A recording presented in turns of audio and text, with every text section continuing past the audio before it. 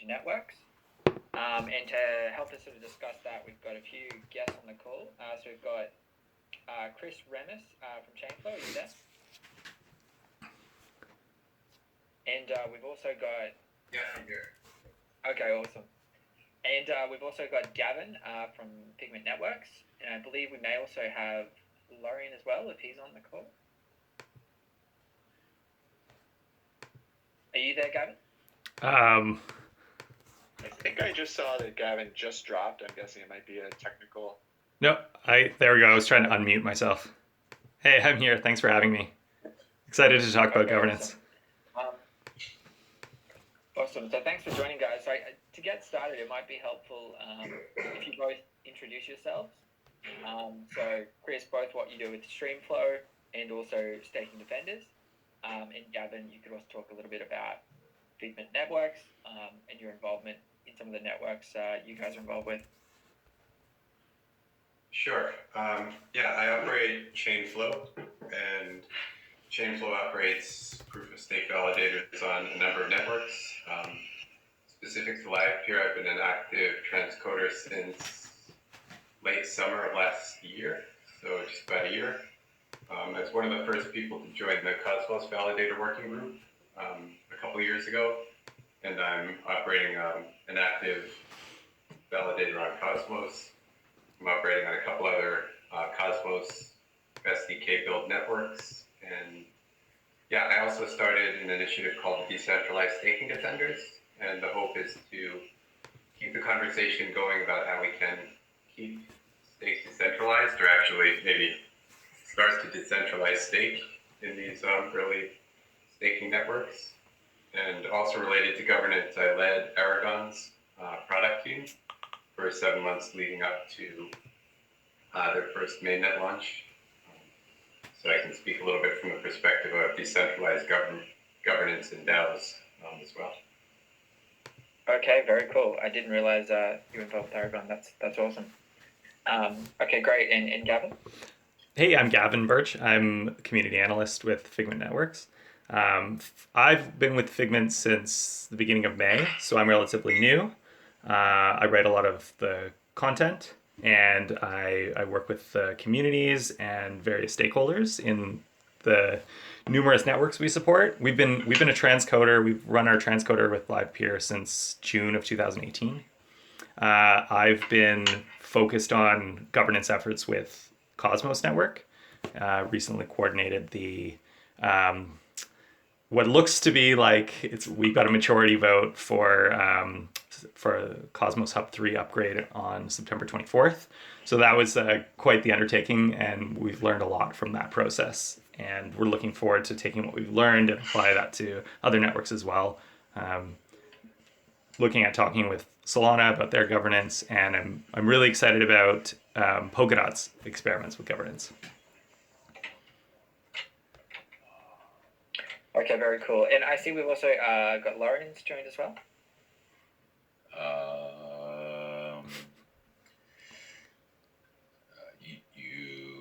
Hello, hi, can you hear me? Hey, yeah, we can, yeah. Hey, sorry about that. Wasn't sure I was on mute or not. I apologize for the long mumble. So I do actually speak words sometimes. Okay, cool. Sorry, would you like to introduce them? I'm one of the co-founders at Figment, and Gavin did a pretty good description of what we do, but we run validator services for token holders across a number of networks. And then we also have the other half of the business develops software and helps these projects such as Livepeer actually launch. So we have a number of tools like Hubble, and we also help out on the governance and incentive design side too. So really overall trying to help these networks like Livepeer grow and be successful, and then help their token holders be successful around validating infrastructure and some related services. And I'd just like to say we've learned a lot. My general shtick about governance is that everyone talks about it. No one actually knows anything, and very few people have actually done any governance. So we've been pretty active in a couple of the networks and actually running governance procedures. And so I think hopefully we'll have something valuable to contribute here.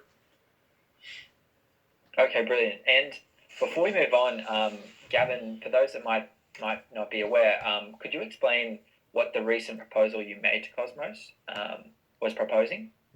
Sure. Yeah. So just as it's the idea is to coordinate an upgrade, and it's the currently the on-chain governance is relegated to text-based signaling only, text-based proposals. So we did this in two stages. First, we proposed we made a proposal for the high overview of what the changes will be made that we would like to make, and then All in Bits, the Tendermint team, implemented those changes.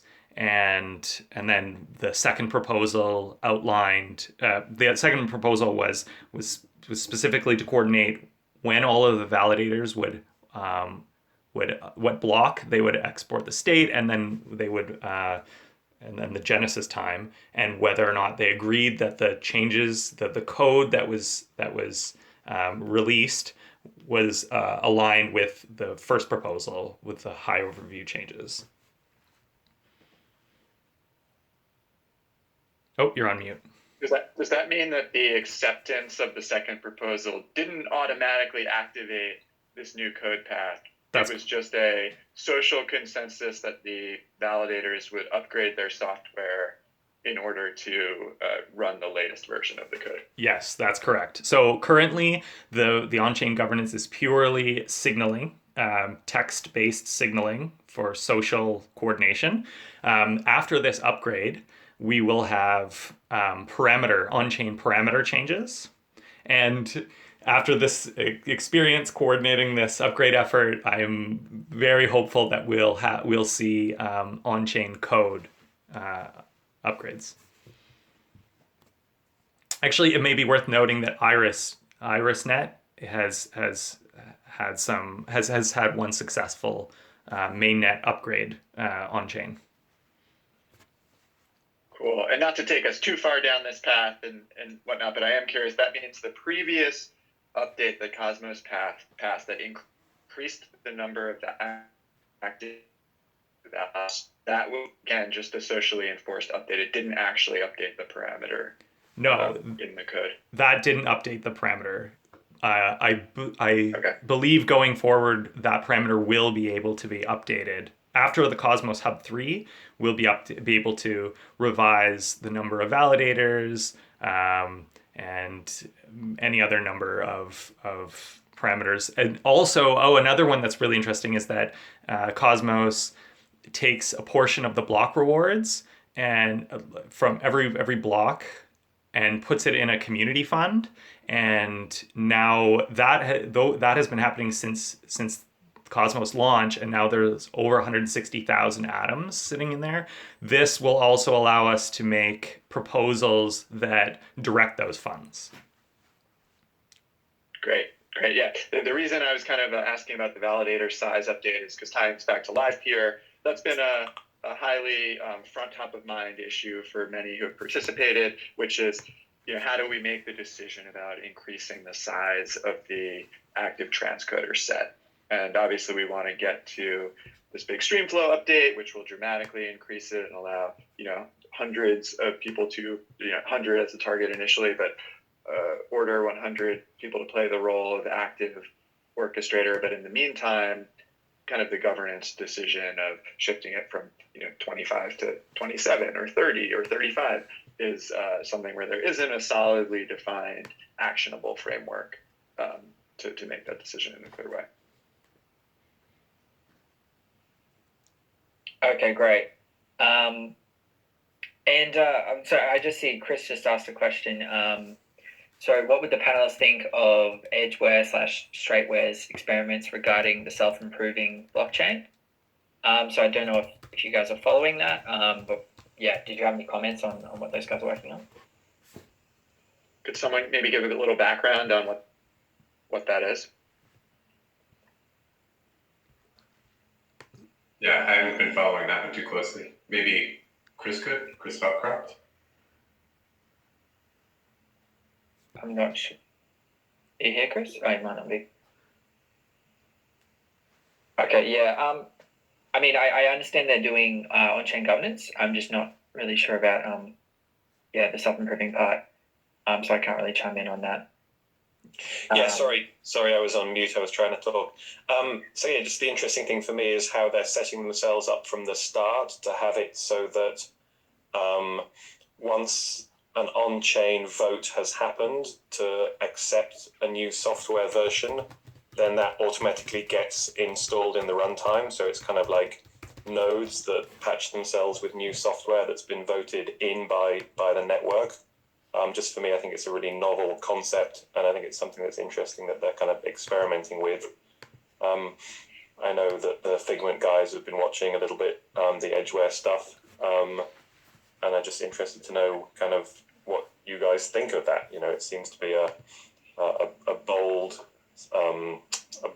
ambition. Yeah, I think, thanks for the background. I think doing it the way Cosmos has done it makes sense to me in that, especially at the beginning, you know, having that parameter immediately implementable based on a vote sounds pretty scary, especially as the network is stabilizing. So to me, you know, not launching with that, but then launching with that in a reasonable amount of time, which I guess we're at about 6 months now on Cosmos, feels about right to me. But yeah, I would agree that it's a pretty bold experiment to do it right out of the gate, especially because I think the validator set needs time to stabilize and people need to understand really how the networks are going to run and operate and how people are going to behave once real money starts flowing across them. And I think that behavior changes significantly from testnet to mainnet. So I think doing it in a staged approach is somewhat more cautious and something I personally favor, but it will be an interesting experiment to see how it goes for them if they jump right to implementing a parameter based on a vote. Is the voting process in Edgeware just a coin vote, or is there anything more sophisticated than that? I don't believe it's actually been implemented yet, so I don't think anyone knows yet. And it actually surprises me as Edgeware being part of the Polkadot ecosystem that they're launching a platform that's so governance focused, because the existing Polkadot governance mechanisms and structures are very complex and very detailed. So it seems to me like there's a lot of thought and research has gone into Polkadot's existing one. So I'm kind of curious what it is about Edgeware that kind of differentiates it from what Polkadot is working to establish.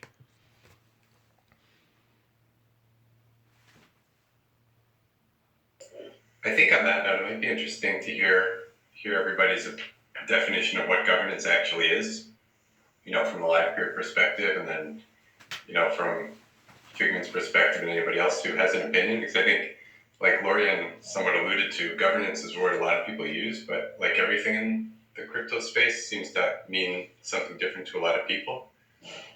So when I think of governance, I think in its most basic forms of proposing a decision, making a decision, and implementing the decision. And I think networks so far have started to learn how to propose a decision and started to learn how to make a decision.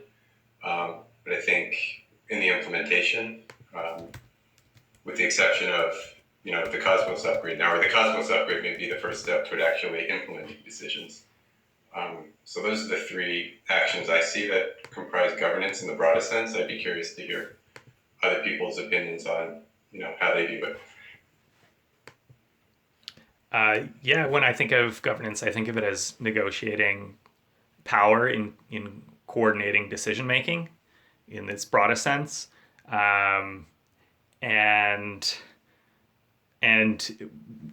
I guess I guess that would be ideally in a way that is equitable for stakeholders proportionally to their role in the thing that they're making the decisions about, and also to make space for new stakeholders as well.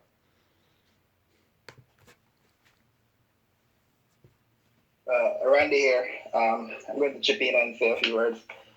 For me, governance is having a agreed, controlled structure of how decisions are made. So maybe there's a structure to say, okay, people will propose some sort of idea to the community, and what can happen after that is it goes through a flow of how we agree upon whether or not we're going to implement a decision or not. So that's basically it for me.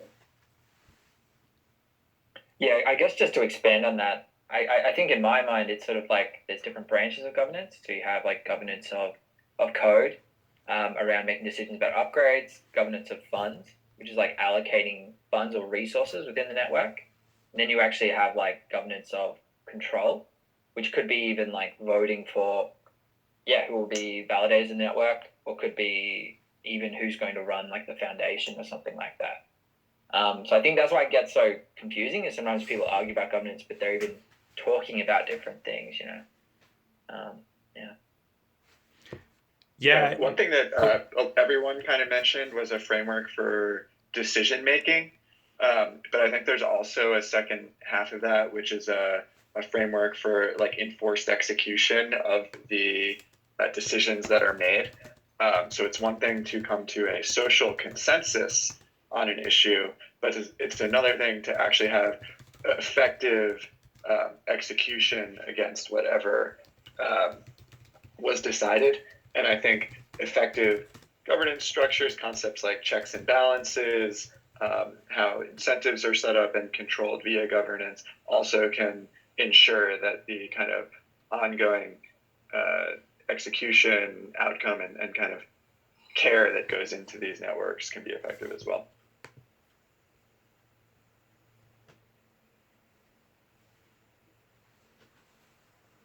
I'd be curious to hear a little bit about how governance will be implemented with Streamflow, if that would be an appropriate topic to talk about.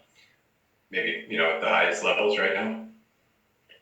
Sure thing. So just to kind of clarify about Streamflow is not a governed grid necessarily, right? It's a scaling and functionality upgrade focused on making the video transcoding network usable for users in a reliable, scaled manner. And the output of Streamflow should be that, you can actually get video transcoded reliably through this network, and hence start to see feeds flowing through this network, and everyone can participate in the roles of orchestrator, transcoder, and competing to perform work. So there is a decentralization roadmap, and decentralization of governance is one of the later phases on that roadmap that came after decentralization of funds, essentially, or a stake in the network, which is something we've been executing with the Merkle mine, the launch of the network, the inflation that's been flowing through. Decentralization of governance is actually the next phase, but it comes after the Streamflow upgrade. And finally, full decentralization of the technology itself, which is, we're already pretty far along, but there just needs to be, decentralized storage systems that can guarantee the availability of files in existence before the full tech stack can be fully decentralized, for example. And so specifically when we look at the challenges of governance, if you get concrete about it, there's a kind of a few vectors that you want to decentralize, and I think many have been addressed already on this call. So you would like the parameters that are set that affect the economics in the network to be set via a kind of community consensus based way, and you can use governance approaches to find and implement and execute that consensus, right? You want the actual code that powers the protocol, so the smart contracts themselves, to be updated in a way that derives from community consensus, and governance mechanisms can be used to enforce that. And then you want things like defenses for the network, so things like protocol pause and bug fixes to be able to be implemented quickly and to safeguard people's funds, but to not be at the whim of causing single points of failure. And so I think there's governance based structures that can be put in place to help ensure you're trying to achieve both of those goals. So those are things that are all super important, critical to the project actually, and top of mind. The timeline is that it seems like prioritizing them follows the demonstration that the network is actually useful and hence worth governing with the right base and kind of removal of bugs that would block the network from being useful anyway. And so coming up, I think it's something that we'll be prioritizing following Streamflow. That makes sense. And just a quick word about models that are interesting. If you look back at like the original Livepeer project overview and white paper, you'll see mentions of Cosmos's proposed kind of delegated stake-based governance, where by default you get full participation in things like parameter update voting because the validators have to vote and they carry the stake of everyone who's delegated towards them.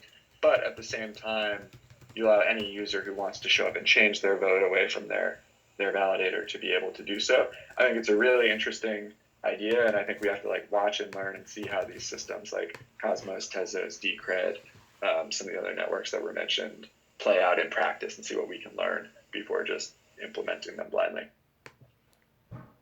One of the things that I've recently started to think about is unbundling the validator role from the governance role, because validators, in my mind, exist to provide security for the network, but in delegated proof of stake in something like Cosmos, and they don't necessarily have to be also providing a governance function.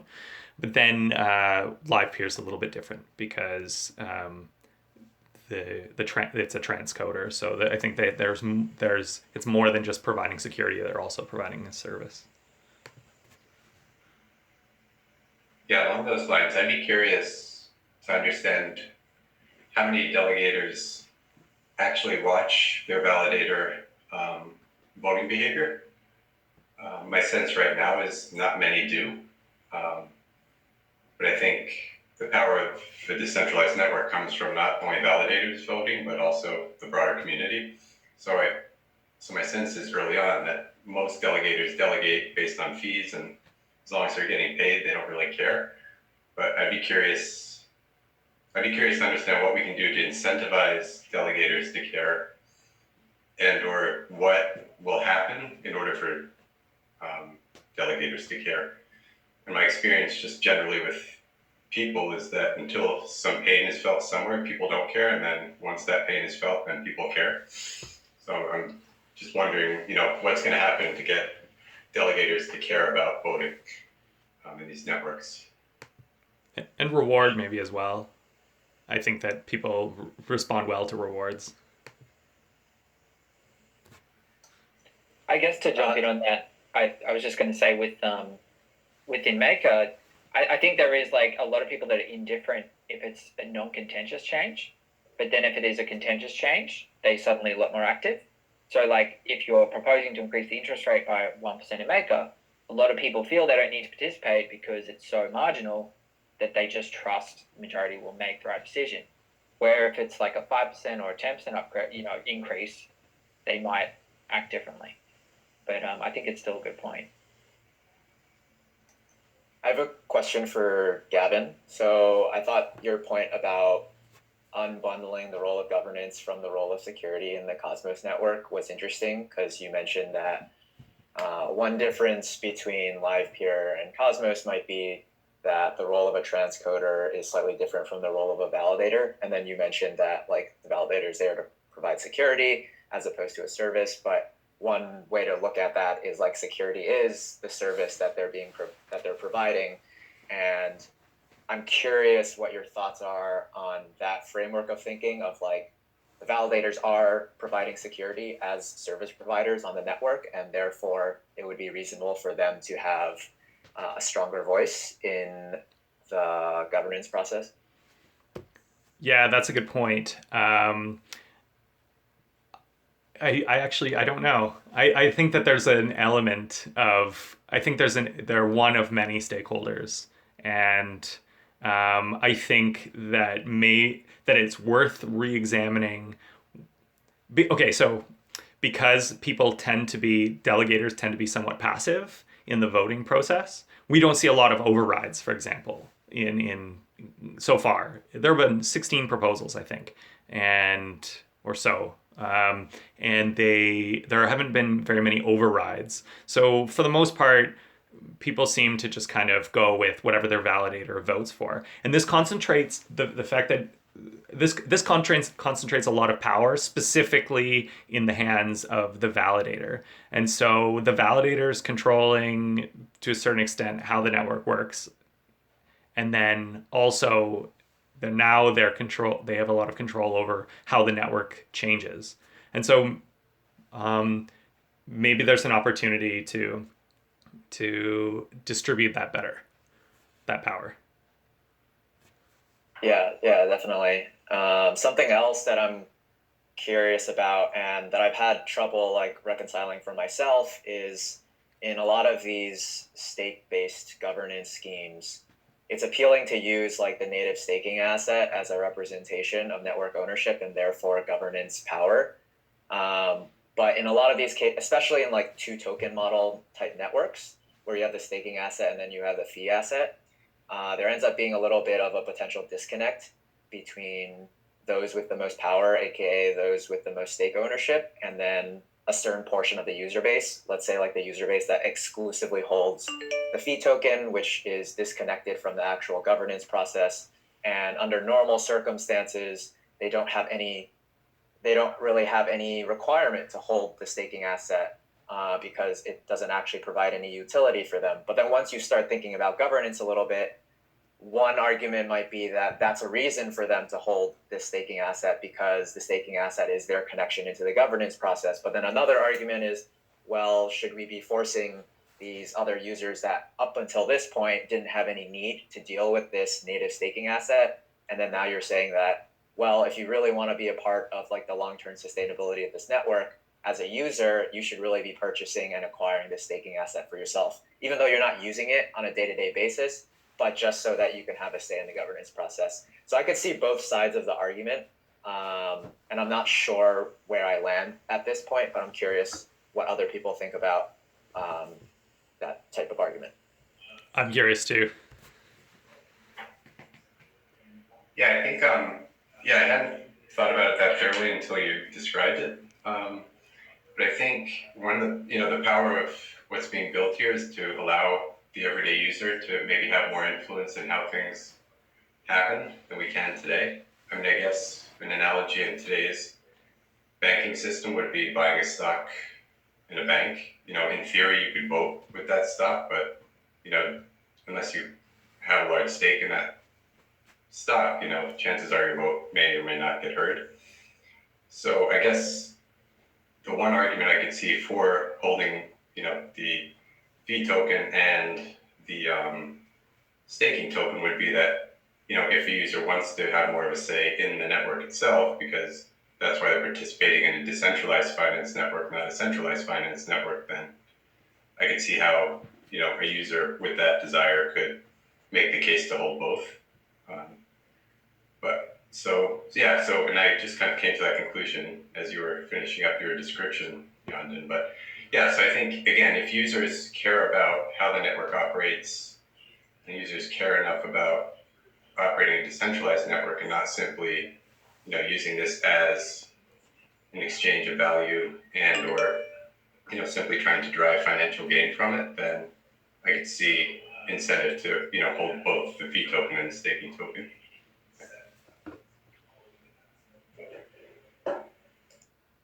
Yeah, something that I wonder is, would it be sufficient if this starts veering away from pure governance and more into like the technical or like the incentive design of the system as a whole? Like, I wonder if it's sufficient if in your network that like the fee token holders are the one that are funneling revenue into the service providers, and then the service providers are the majority of the stake ownership. I wonder if it's sufficient the incentives are sufficiently aligned in that case where from the user standpoint, who are the fee token holders, they may not actually own the staking asset, but they're the people driving demand into the network and driving long-term economic revenue for the service providers. And as a result, any decision that ends up being enacted on the network that could harm their user experience, that could potentially reduce demand and as a result hurt the longer-term economic revenue for the service providers and the stakeholders. So I wonder if there is that incentive alignment that's enough. So even though the users that don't own the staking asset aren't actually proactively participating in governance, because all these decisions are going to end up impacting them in some way or another, it's in the best interest of the service providers and the stakeholders to go about governance in a way that actually factors in the user opinion. And then it becomes a little harder in that you have to actually find a way to like poll for user opinion, right? Like in order to get their sentiment if they're not actively using the staking asset to participate in the process. But I wonder if the incentives are sufficiently aligned, then it's okay that the users aren't actually participating via like a stake weighted vote or something.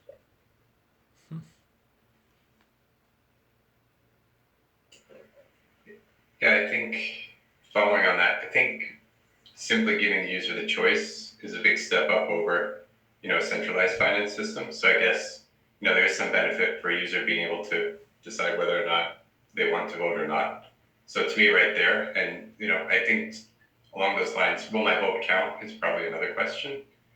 And the mechanism, and I think the mechanism I see right now, I think a lot of validators are thinking about, that chain of interaction from the user, to the validator and, where that exchange of value is happening across the network. I think I've been seeing some pretty thoughtful exchange on the different proposals. When the software upgrade is proposed, I've seen some pretty thoughtful exchange that doesn't focus only on the technical feasibility of the upgrade, but also a little bit of the user experience. Not a lot, but there seems to be some people thinking of that.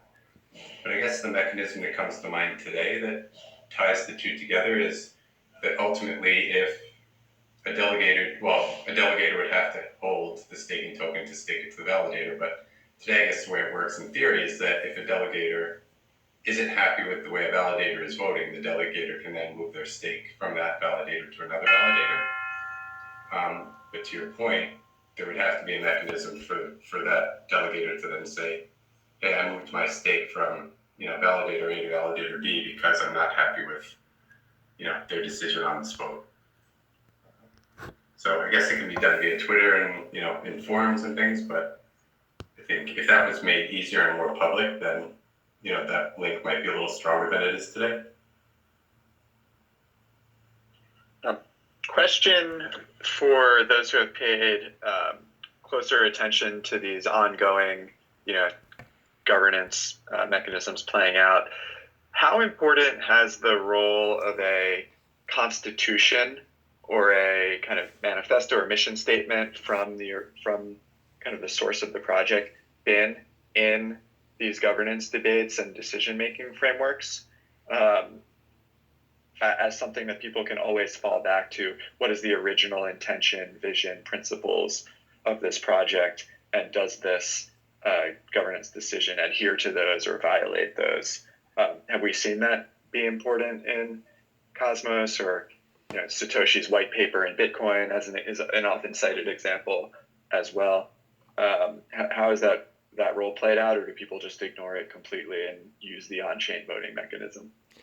I think we've seen it with the way that Ethereum goes about things, but and out of necessity because everything is off-chain.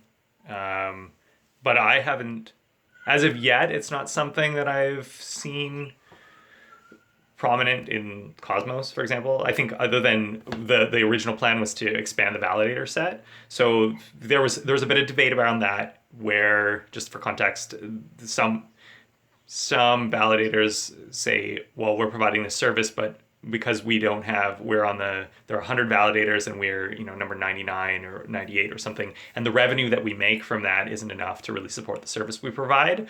But yet this network wants decentralization. So if you bring on 25 more validators, you're just kind of you're kind of opening the door for more people to be in a situation, more services to be in a position where they can't afford to run, and so kind of I think there was that was the time that I noted that we referenced that the original intent was to expand the validator set at a sort of predictable rate, and that this was the next step, and we kind of just let the chips fall where they may, and people strategize accordingly.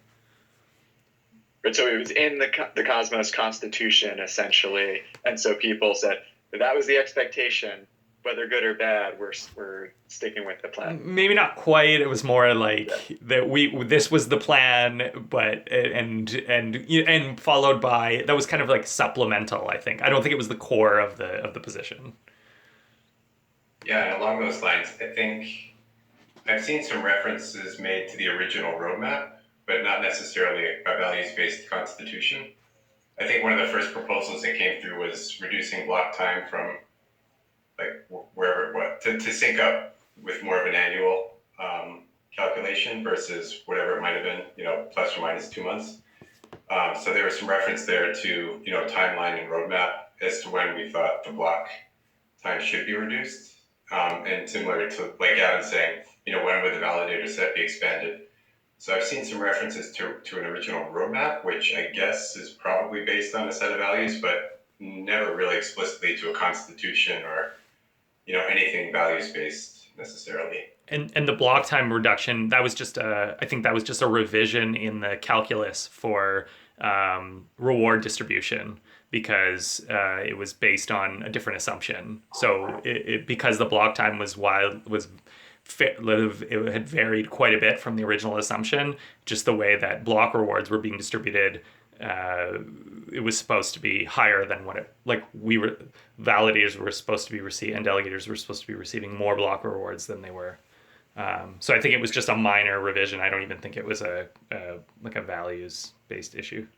Right, yeah, a lot of these are kind of more technical, but the values-based things can really be the values that people fall back upon when deciding which of these decisions is right for the network, right? If one of the values happens to be, guaranteed accessible access to participate in the validator set, then I can put that and say, oh, well, this proposal would reduce access to the validator set. We never want to enact that, right? Whereas if there is no value or principle that's set for the network that is visible that people point back to, well, of course you could argue either of those both ways till the end of time, and it's not clear exactly what's right or wrong. So I think that there's an important role there. And one thing I wonder about is, in Livepeer's case, is it too late for that? Like, is the cat out of the bag and the network has grown and become different things to different people? So to try and drop down a set of values might be a challenge. Or maybe it's the first governance proposal is to ratify the Constitution, or something like that, right? And so these are kind of interesting things to learn from other projects where we can. I think hearing you bring that up, I think a set of values or like core principles, core values, I think would be a really helpful organizing point. So personally, I don't think any of the networks are late. So I think a lot of the networks are early. But I think, putting out a skeleton and then, having some governance proposals to ratify that and update it and keep it updated, I think would be pretty interesting. And then ultimately decisions can be made going back that level, back up a level to the core values, not simply, based on an assumed set of core values and or no set of core values. So I personally think that's a pretty great idea. I see it as akin to unscrambling an egg in a sense, because there are so many different stakeholders, and it's hard to it may be hard to say have one agreed upon representation of what something should be. I think we see this in debates all the time, where when people are arguing about something, it's so non-finite or it's so hard to define sort of objective reality, that I think what people often argue about is how whether or not one point of view better reflects reality than another point of view, and I think that could be kind of what you're in for a core set of values. I think I like that from what I can see, Livepeer is essentially technocratic, and I like that, and I think it makes sense because I think it makes more sense to develop something that's useful before you decide whether or not, like, before you try to build capacity for people to participate in how that evolves. So I think it makes sense to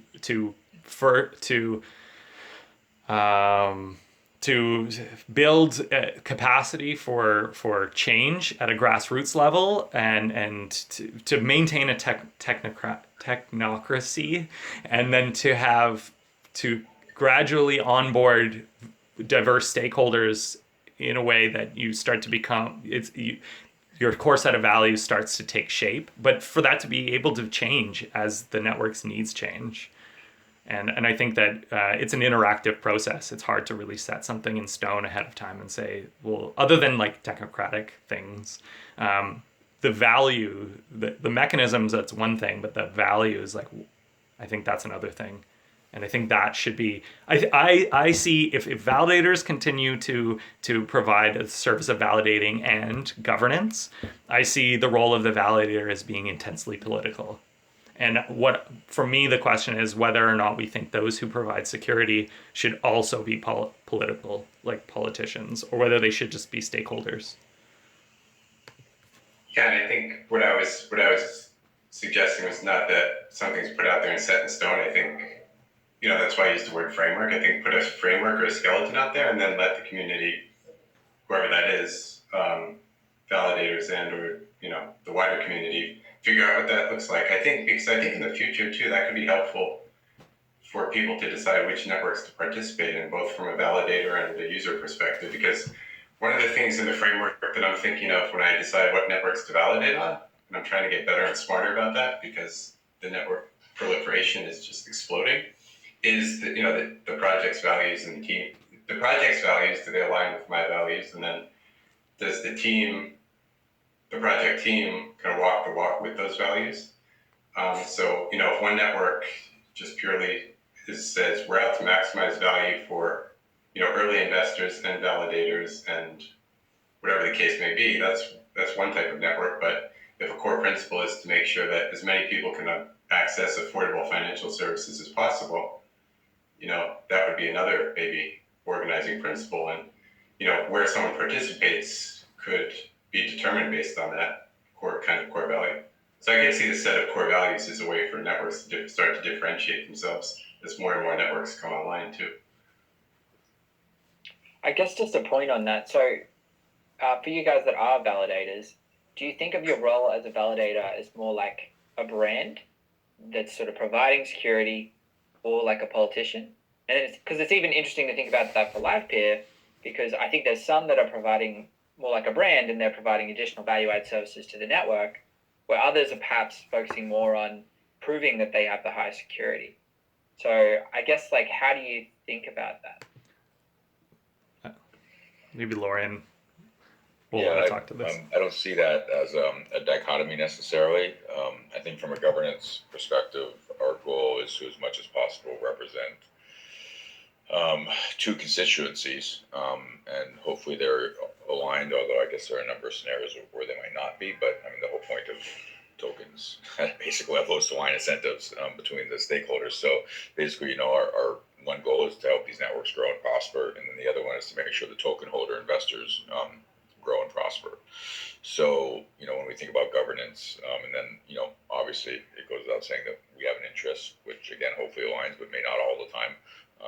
And so, we have to, I really see ourselves acting as a fiduciary, at least in concept, if not legally, for those two segments. And we have to try to do the best we can, especially if it comes to conflict with our own interests. So I don't know if that answers your question. I think security to some extent is kind of table stakes, or will be table stakes, or if it isn't, should be shortly. So, sort of basic security of the network, will be, if it's a successful network, that will have happened. Yeah, I would say that I would say the same. I would agree that operating secure and available validators should be kind of the baseline to entry, and hopefully that's a function of limiting the number of actives as well. But there have been instances where some high-profile validators have gone down and haven't really batted an eye, and I don't think their delegation stake was hurt too much by that. But I think the idea is that if you're not operating at a baseline level of security and availability, nobody's going to delegate to you. I don't know that that's playing out right now, but maybe it will in the future.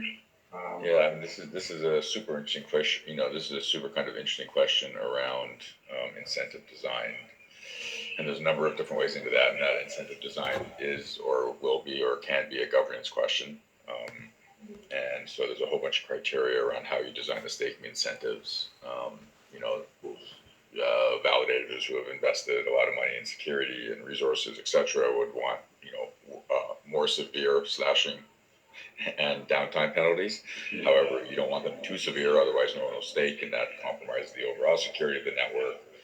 So there's like a really fine balancing act there, I think, that we're all just learning about, and not everyone is going to be aligned on that. So what are the goals with respect to how much stake is staked? How secure do you want your validators to be, et cetera, et cetera. So it's a little bit in the weeds, but I think those are the questions that governance will address over time. And then I think to the second part of the question about participation versus simply being a passive operator, I mean, my hope is that delegators, again, care enough to look around and see what validators are doing what in the network. I mean, for example, I use Figment's Hubble notifications every day. I mean, that's a fantastic service, and I thank Figment for that and a lot of their other contributions. But whether or not delegators are actually looking to that and saying, hey, these guys are not just operating a reasonable fee, they're also contributing back to the network, and then that's going to contribute to the network's growth and increase the value of my holdings.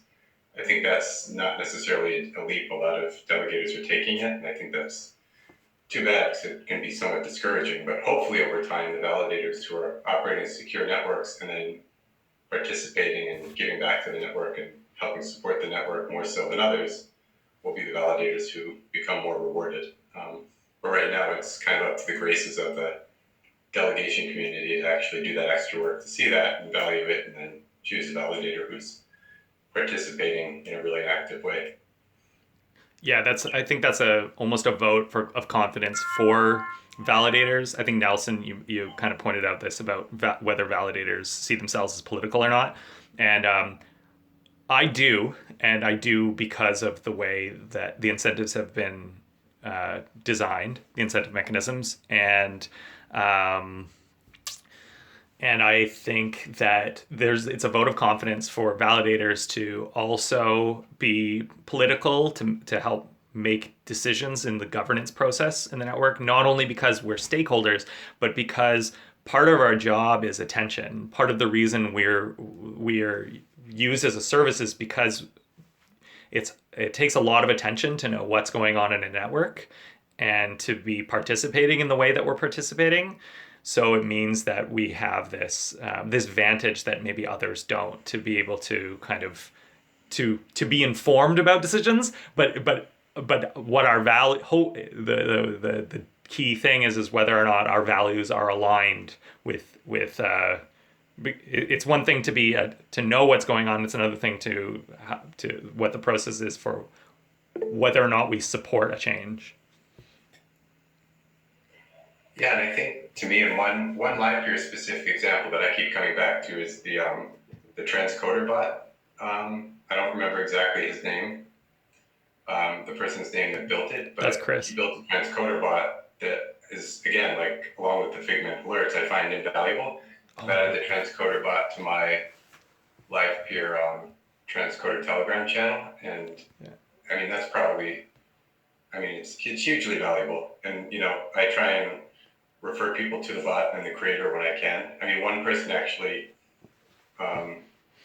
delegated to me because they could see these alerts, which to me is the most direct result of someone's contribution to the network that I can think of on any network so far. This person built the bot, I implemented the bot, and as a result of that extra visibility, someone decided to delegate to me. So I would love to see some type of incentive program built into the network somewhere along the way that rewards those types of activities. Because I don't know whether or not building that bot brought this person any more visibility or delegation, but I really feel like contributions like that really should.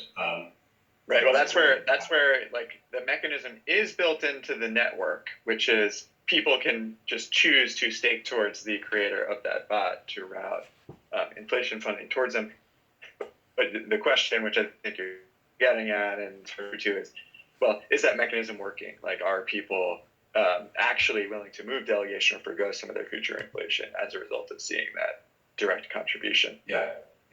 Or would it be better if he just charged you in order for you to implement his bot, right? But that gets into a whole different discussion. Yeah, and I think that comes down to education too. But yeah, right now I think it's left up to the hands of the delegators to make that jump in their heads, and I think it's a big jump to make right now. And I think it's tough because people with limited resources have to make that trade-off every day. Do I develop a tool and open source it, or do I go maybe operate on another network to try and generate some income? So if there could be more of a direct link there, I think that would be really helpful.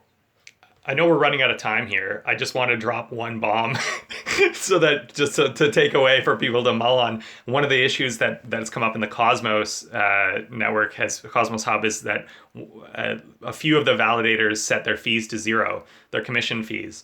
And because there's value in just having like governance power, and there may be other streams of revenue or whatever else, right? So anyway, the fact that there's power bundled into the validator that's outside of just providing the validator service means that there may be incentives to behave in ways that we don't expect, and drive the value, like lower the value of the security that validators provide. Yeah, and I think that was an interesting. Wasn't there a signaling proposal, coming back to governance, about whether or not there should be a minimum fee floor, basically? Yeah, by one of the zero fee validators. Yeah. Yeah. So I think I saw something similar in Livepeer when the transcoder set was most recently expanded. It seemed like a lot of transcoders came in and set some very low fees. And I think it helped a couple of them bounce into the top 20, if not the top 15. But I know that was a pretty interesting decision point. And I participated in another conversation about it regarding zero fee validators. So, how much governance should a network have, I think, is the question that came up.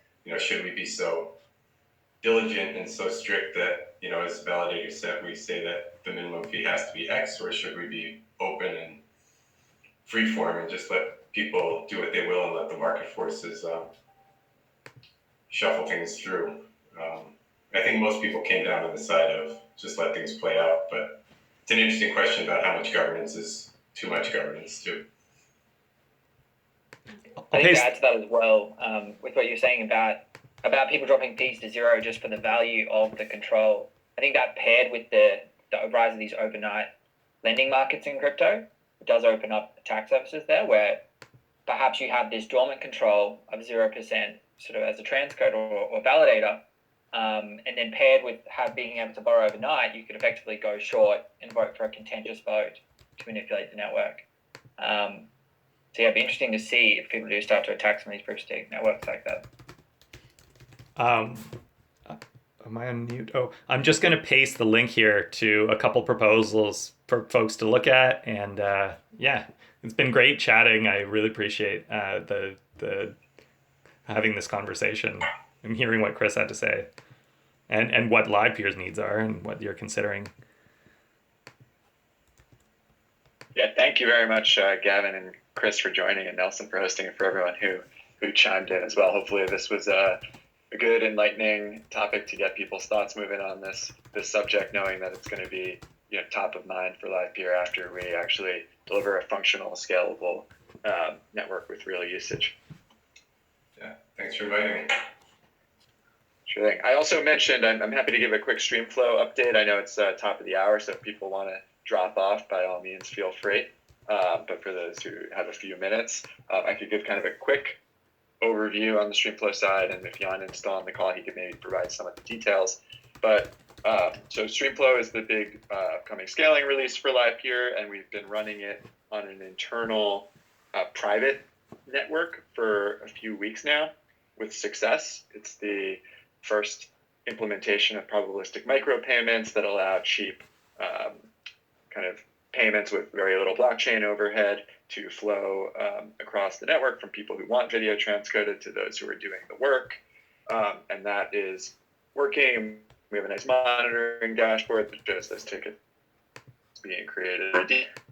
We also have GPU transcoding enabled and have separated the roles of orchestrators and transcoders. So you can run an orchestrator node, you can run many GPUs as transcoders behind it, or CPUs if you choose, and get that configured for the work to kind of load balance across them.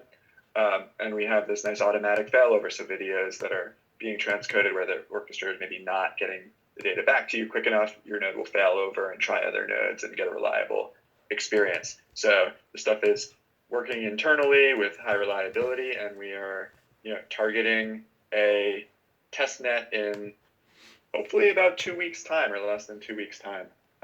Yanni can maybe give an update on the specific date. I think the safe thing would say before the end of September, but we want to have a public test net going so everyone on the supply side can learn how to play these roles and begin to operate. And we've also scheduled our next round of audits for this protocol update with Trail of Bits, who did the first audit and has done a bunch of other great work on some of the big projects recently. So moving towards testnet in the next couple of weeks, and audits and mainnet beyond that. What we'll need to see on testnet is that we can actually achieve 99.99% reliability of the transcoding on a public network. And that will remain to be seen, and everyone here can participate by trying to actually run the infrastructure and perform the work in a reliable way, which our software should do for you, hopefully. So that's where we're at. Jan, if you're still on the call, maybe you could give a quick update on some of the things that are outstanding between now and the launch of the public testnet to give everyone an idea. Yeah, I mean, I think you already highlighted the two main focuses for the protocol team right now are preparing for the security audit as well as preparing for an external test network deployment. Some of the details that go into that. So for the security audit, we're hoping to get to a code freeze soon. We still have we have one outstanding feature that we are hopefully wrapping up soon. And then after that, we have a few minor updates that we need to make to our contracts. So that's on the security audit side of things. And then for the external test network, we have some work to do to just create a checklist to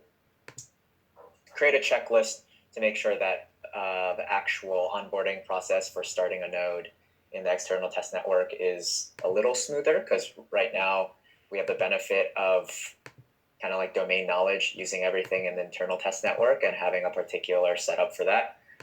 So I think we have some work to do to make that a little smoother, and then we have a few bug fixes that we have lined up as well. So more to come on that soon, hoping to prepare that checklist at the end of this week and start running through them next week.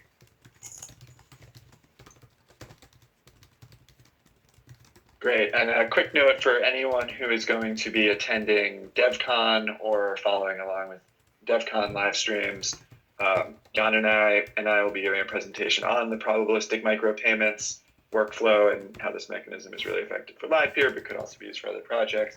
And our token holder experience team will be there also presenting on the kind of product design track about designing staking experiences for end users.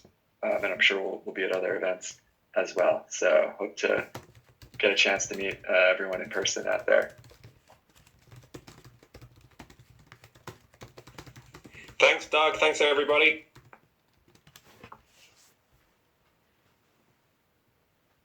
All right. So thanks, everyone, for joining and for the great panel and questions. We'll be back in 2 weeks.